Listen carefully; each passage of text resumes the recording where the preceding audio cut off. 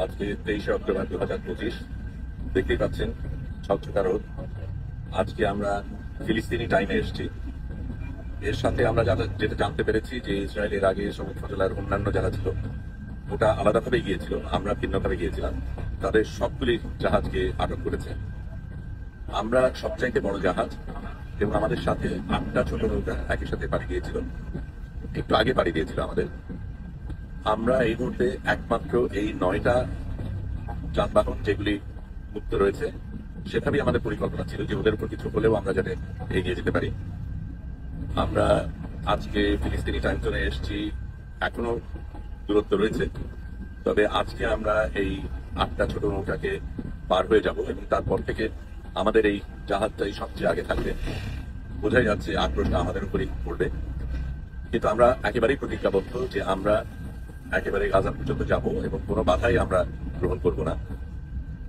এটা বলা প্রয়োজন যে সমুদ্র জেলার যে নৌকাগুলি ছিল তাদের কিন্তু দায়িত্ব ছিল ত্রাণ নিয়ে যাবার। আমরা কিন্তু ত্রাণের জন্য যাচ্ছি না, ত্রাণ দেওয়ার জন্য যাচ্ছি না। আমরা একটা অবৈধ সিজকে ভাঙবো সেই উদ্দেশ্য নিয়ে যাচ্ছি। এবং এখানে এই নৌকাতে অনেক সাংবাদিক রয়েছে, ডাক্তার রয়েছে, সাথে অন্য কর্মীরাও রয়েছে। কিন্তু আমরা ত্রাণ দেবার অজুহাতে যাচ্ছি তা না, আমরা লড়াই করতে যাচ্ছি, আমরা বৈধতা ধ্বংস করতে যাচ্ছি। আমরা ফিলিস্তিনে আমাদের থাকার যাবার অধিকার রয়েছে, সেখান থেকে তথ্য পাঠানোর অধিকার রয়েছে। এবং ইসরায়েল যত মানুষ খুন করেছে এবং যত সাংবাদিক এবং যত ডাক্তার খুন করেছে সেটার প্রতিবাদ আমরা জানাবো। গত রাতে মেডসেফর ফ্রন্টিয়ারের 14 জন ডাক্তারকে খুন করা হয়েছে। আমরা দেখব ফ্রান্স সেটার ক্ষেত্রে কি করে। এই পর্যন্ত তারা তেমন কিছু করেনি, বৃষ্টি কথা বলা ছাড়া। এখন কথার সময় পেরিয়ে গেছে, এখন লড়াইয়ের সময়, এখন কাজ করার সময়। আমরা সেটাই করছি নাগরিক হিসাবে। আমরা যেটা করতে পারি, যেহেতু এই দেশগুলির নেতা নেত্রীরা অনেক ক্ষেত্রেই বিশ্বাসঘাতকতা করেছে, সেই ক্ষেত্রে নাগরিক হিসাবে আমরা যেটা করতে পারি সেটাই আমরা করতে চাই। এখন আমি ক্যামেরাটা ঘুরিয়ে দিচ্ছি, একটু ঘুরিয়ে আপনাদের এই নৌকার ডেকের অন্য দিকগুলি দেখাচ্ছি। আপনারা আমাদের সাথেই থাকবেন, আশা করি।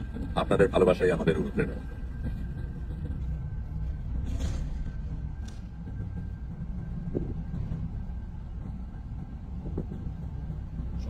থেকে ওঠেনি। কালকে রাতে অনেক রাত পর্যন্ত আমরা সবাই জেগেছিলাম, কারণ তখন ডাক্তারদের টোটকার কথাটা মাত্র আসছিল এবং কি হবে, কি হতে পারে, আমাদের করণীয় কি, সেগুলি নিয়ে আমরা চিন্তা করছিলাম। সমুদ্র আসলেই অনেক শান্ত, এত শান্ত আমরা তার দেখি না, কিন্তু মুহূর্তের মধ্যে এটা বলতে যেতে পারে।